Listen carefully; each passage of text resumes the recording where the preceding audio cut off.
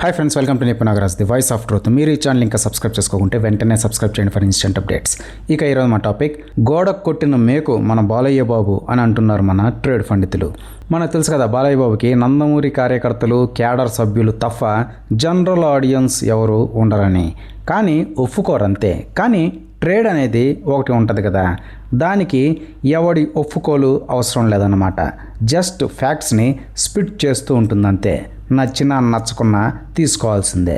ఇక మ్యాటర్లోకి వెళ్తే, బాలయ్య 2.0 అని, వరుసగా 5 బ్లాక్ బస్టర్ సినిమాలు తీశాడని గదేదో ప్రపంచ రికార్డులాగా చెప్పుకుంటూ ఉంటారు నందమూరి కార్యకర్తలు. కానీ రియాలిటీ ఏంటంటే, బాలయ్య అన్నేసి బ్లాక్ బస్టర్ హిట్ సినిమాలు తీసినా కూడా గదే మార్కెట్, గదే బిజినెస్ ఇంచు కూడా పెరగట్లేదనేది వాస్తవ నిజం.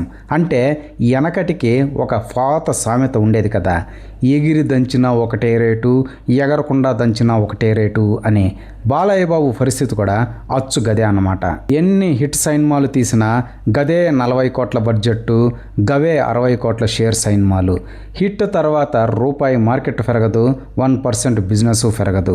ఈ మెడికల్ మిరాకిల్ ఏంటో అర్థమే కాదు. ఆఖరికి రాజశేఖరం లాంటి వీరో హిట్ కొట్టినా కూడా నెక్స్ట్ సినిమాకి 10 రూపాయలు పెంచేస్తూ ఉంటాడు బడ్జెట్లు, రెమ్యునరేషన్లు. కానీ బాలయ్య ఇన్ని హిట్లు కొట్టినా రూపాయి ఎక్కువ పెట్టడానికి ఒక్క ప్రొడ్యూసర్ కూడా ముందుకు రాడు అనేది నిర్వివాదాంశమైన అంశం. ఇక ఇప్పుడు ఇదంతా ఎందుకంటే, అప్పట్లో అట్టహాసంగా డైరెక్టర్ గోపిచంద్ మలినేనితో NBK 111 అనే సినిమాని అనౌన్సింగ్ చేసి, ఇదొక పీరియాడిక్ సినిమాని, ఇందులో బాలయ్య నెవరు బిఫోరు ఎవరు ఆఫ్టరు రోల్స్లో కనిపించబోతున్నాడని, ఇక బాలయ్య మేక్ ఓవర్స్ చూస్తే మూర్చపోతారని ఏవేవో చెప్పుకొచ్చారు. కానీ తర్వాత పేపర్ పైన డైరెక్టర్ అని ఇచ్చిన 100 కోట్ల బడ్జెట్ లెక్కలు చూసి ప్రొడ్యూసర్లు పీరియాడిక్ స్క్రిప్ట్ పేపర్లని ఫరా సించేసి, బాలయ్య 3 సినిమాల బడ్జెట్ రా నాయనా అది చూసుకోబల్లే అన్నారంట. దీంతో గోపీచంద్ మలినేనన్నయ్య పీరియాడిక్ సినిమాని పక్కన ఫర్దొబ్బి బాలయ్య లెవెల్కి తగ్గట్టు ఏదో రొట్ట కమర్షియల్ సబ్జెక్ట్ రెడీ చేసి దాన్నే ప్రస్తుతం తీస్తున్నాడు. ఇక ఈ మధ్య రొట్టాల కొరటాల మామతో ఒక భారీ బడ్జెట్ సినిమా అనౌన్సింగ్ చేశారు కదా. ఇక మన కొర్రిమామ ఏకంగా 170 కోట్ల బడ్జెట్ పెట్టేశాడంట పేపర్ పైన.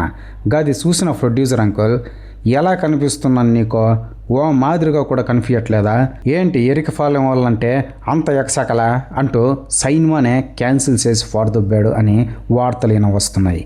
మరి అంతే కదా, బాలయ్య సినిమాకి 40 కోట్లు పెట్టినా 200 కోట్లు పెట్టినా వచ్చేవి గవే 60 కోట్ల షేర్లు అయినప్పుడు, ఏ తలకు మాసినోడు మాత్రం 40 పైన ఒక్క రూపాయి అయినా పెడతాడు చెప్పండి. గవి కూడా హిట్ అయితేనే వచ్చేది. ఫ్లాప్ టాక్ వస్తే పోస్టర్లకు వేసిన మైదా పిండి ఖర్చులు కూడా రావనేది వాస్తవ నిజం. అదొక రిస్క్ మళ్ళాను.